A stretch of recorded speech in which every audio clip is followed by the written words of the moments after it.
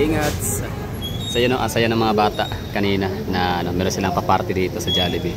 Anyway, so sa video na to ay i-feature ho natin, i-vlog ho natin itong first ever business district sa Davao City na Price Business District. Yan, kita nyo yan.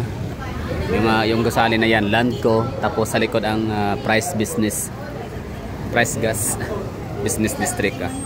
So itong area na to dito, ano lang naman to, 3 gusali, 4. So lilibutin natin yan hanggang sa pinakalikuran yan, no? Para may ipakita ko lang sa inyo yung hitsura. Santa Lucia Land Incorporated. So Landco. Tayo kumain sa Jollibee Bahada. And sa kabila is McDonald and Victoria Plaza. Actually itong area na to dito kasama to sa Bahada District kung tawagin, no. Isa to sa nagko-contribute ng cityscapes, no, or urban landscape sa Bahada area.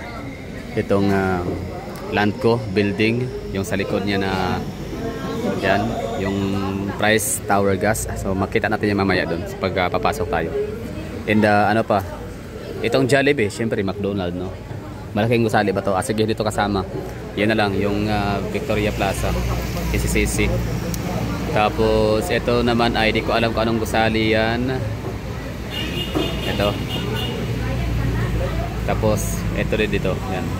Yung mga Avida Towers harap ng Ayala Mall, Abrisa.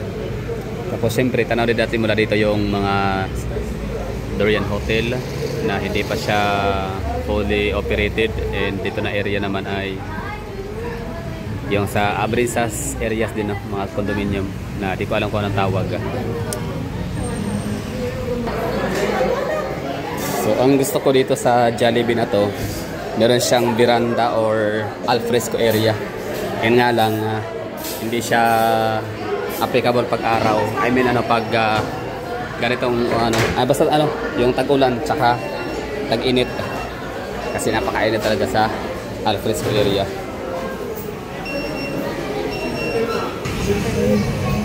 So ito yung Jollibee Bahada. Ito yung madalas na nakukuhaan natin ng order kapag nagpapadeliver tayo ng Grab and Food Panda. Tapos ano yan ano ba yung mga bukas dito 24 na Jollibee within downtown areas. Ito Jollibee Bahada, Jollibee sa may SPNC. Bahada pa rin kasi yun Tapos meron ding Jollibee sa may GP Laurel pa rin, no? Doon sa may harap ng SM Lanang Premier. So 3. Tapos dito naman na area sa may heart of the city, yung Jollibee sa may San Pedro. Di lang ako sure kung open sila 24 oras, pero parang minsan nagko-close yata sila doon So doon tayo sure sa may Jollibee CM Recto corner. Jollibee Ramon Magsaysay. Jollibee Ramon Magsaysay. Okay? Tapos yung Jollibee sa may Bolton. So 5 na dito na talaga sa downtown area. So ngayon ang gagawin natin ay punta na tayo dito sa business.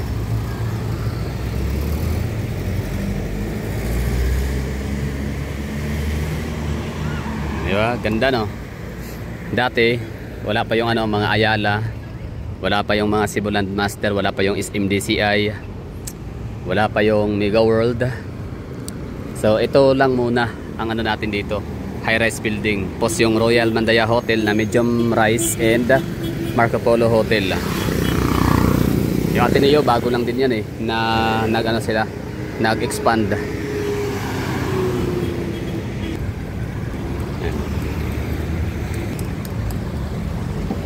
Kaso madilim, no? Okay. Okay, punta tayo dito. Ulitin natin anong bang meron dito sa Landco building na to. Di ba Landco tawag dito, no? So ang pangalan sa kanyang ayun ang Landco Corporate Center. Unit 60. Corporate Center. Commonwealth Insurance Company, Unit 60, Level 6, Landco Corporate Center. Tapos Forest Memorial Park. So Forest Lake. So yun po yung mga mga offices or mga tenants na rent dito sa gusali nitong land ko.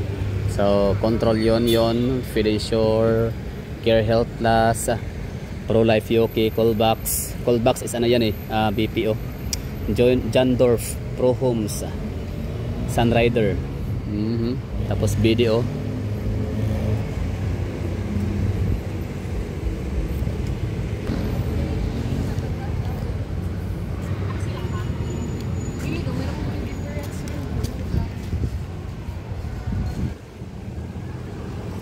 Lakad lang tayo dito, tingnan natin yung anong meron sa unahan. Baka may mga bagong establishment. Oh, parang mayroon nga kasi yung dati 'di ba under construction yung sa likod nung likod nung Fairlanes. Basta may eskwelahan diyan. So baka ngayon open na siya.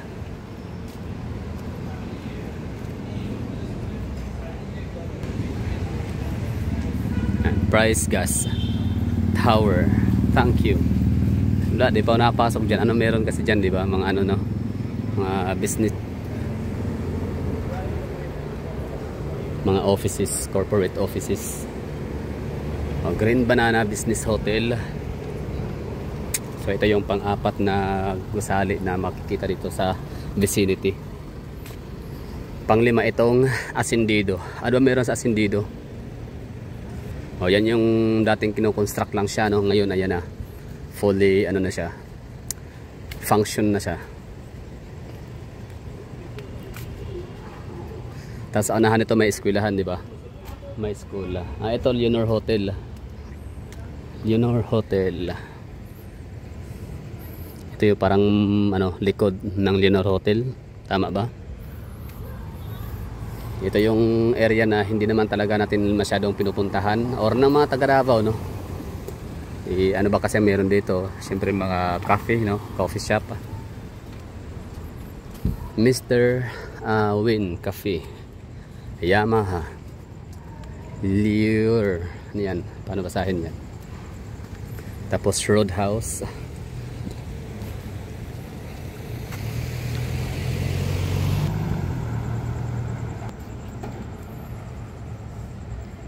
So dalawa hotel dito, Leonor Hotel and ito Green Banana Hotel, Business Hotel.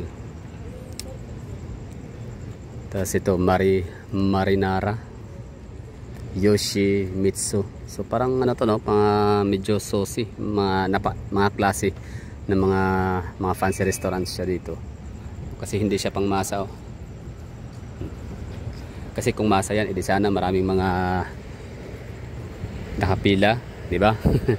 So most likely siya parang na siya. Hindi talaga siya pangmasa ng mga restaurants sa Ascendido. So para siya business district. Siya parang mall din ang datingan. Parang gusali siya for rent,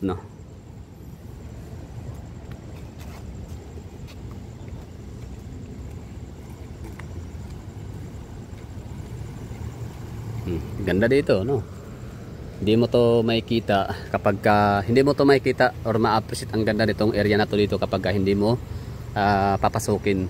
Hindi mo to dadaanan dito talaga. I-explore. Ang ganda, Nice one.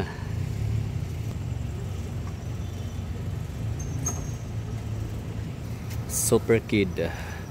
So itong area na to dito, mga mga coffee shop, mga restaurant. Sa likod nito Convention Center, Davao Convention Center, likod nito. Tapos may mga massage pa, may mga Japanese restaurants, mga Korean restaurant, and yung Coco's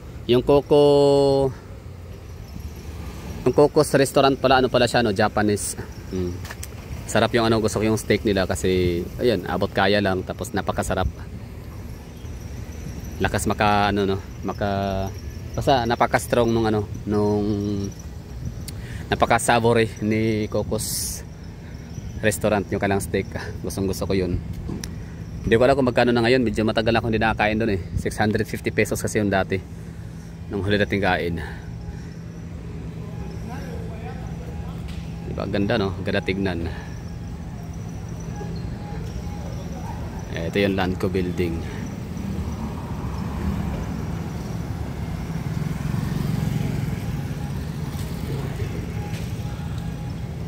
Ascendido, no? Walang ano, hindi siya masyadong binalita na may bagong gusali. Basta nag-open na lang siya diyan. Basta dati nung ano tayo nagba-vlog dito sa area na to, nakita ko tong under construction. So akala ko eskwelahan. Eskwelahan ba siya? Itong sa ibang ano, ibang floor, sa second, third, fourth, parang hanggang fourth floor yan, no? Parang mall. Tapos yung baba lang yung ano, parang mga coffee shop and mga steakhouse, steakhouse, roadhouse. Okay, tapos itong area naman na to dito, kapag diretsuhin lang natin, papasok tayo sa may Landco building, tapos lusot tayo dito, may mga pagkainan dito, yung ano, yung Kaizen restaurant. Syempre from the word Kaizen, no? Japanese talaga yan. Coloseo, Momo's Comfort Food, Coloseo. Anong meron sa Coloseo? Ba't tila yata ano to dito? Parang lakas makasosyal din ang dating, ano? Okay, so ano pala siya, no? Fancy restaurant or ano siya, family restaurant pala siya. So tingnan natin yung ano, yung mga menu nila sa kanilang ano, Facebook page. Ayan pala. So lakas nga talaga makasosyal, no? Ang kailang mga menu. So ibig sabihin yan na ano yan, no? Medyo mahal, no? Parang a la carte ang datingan nito. So pag a la carte, alam natin mahal yan, no? Pricey. Pero pag buffet yan, nako, afford lang yan. Kasi buffet, kita sabihin natin na 2,500. Kaya naman nating sulitin yun, di ba? Lantakan natin yung mga steak nila, di ba? Bawing-bawi sa ano, sa 2,500. So saan ba tayo nakakain ng 2,500 na buffet? Luxury buffet. Sa ano lang naman, sa Discovery Samal, no? So napaka mahal, pero sulit naman yung view, sulit naman yung area pagkatapos mong kumain. So pwede kang maglalakad-lakad, no, sa kanilang mga area, no? Pwede ka doon sa may pool area, sa may basta sa villa. So kahit saan mo gusto. Ang ganda ng ano, ng amenities ng Discovery Samal, kaya hindi ka lugi sa 2,500 pesos na buffet. Libre pa yung ano, sakay, no? Libre hatid in the papunta at pabalik, no? From Davao. So ngayon, Coloseo, so ano siya, no? High-end restaurant siya. Or hindi siya pang ano, hindi siya pang masa. So minsan puntahan natin diyan. Tingnan lang muna natin yung mga pricing diyan, no? Para hindi tayo ma-surprise sa presyo. So yun na nga, bali sa likod kasi nito talaga na area, kumakain tayo ng Cocos Restaurants. Sarap nung ano, steak nila doon, 650. Talagang 1 week bago makakalimutan yung sarap. Tapos ito yung gusali, ano, yung building, Davao Wisdom Academy. So sino nga ba yung nagko-comment dyan na ano, Wisdom Academy? Parang sabi niya na dito yata siya nag-aral, I don't know, or meron siyang dito pinapaaral. Davao Wisdom Academy. So the founder only gets the broken code. Okay, so tapos na tayo dito. So yun lang, bali yun no, meron tayo na discover, Coloseo. So minsan kain tayo dyan. Depende pag medyo malaki-laki yung magiging revenue natin. Tapos ito naman siya ay Chico's Lugawan. So diretsuhin natin to dito. Landers, malapit na mag-open. Landers. So paglabas mo dito sa itong kali na nilalakaran natin is Price Gas Avenue. So pagkalabas mo ay ano to, F Tourist. Tapos Landers. Diba? Ganda ng lugar na to dito, no? Daming mga kainan. So ito yung Kaizen.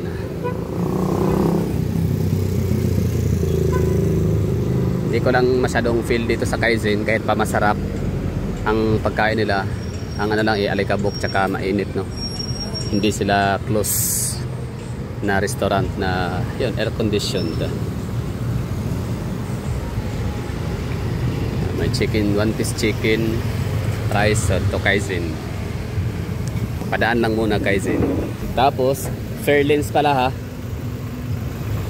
kasi ano, out of curiosity, puro Fairlanes nakalagay sa karatula. Di ko naman alam kung ano yun, no? Saan matatagpuan. So ito pala yun, Fairlanes Bowling area. So ngayon andyan pa rin naman na yung ano, yung parang bowling, no? Pero hindi na siya ginamit as bowling center, kundi ano na siya, Parang yung karate do, mga ganun, taekwondo.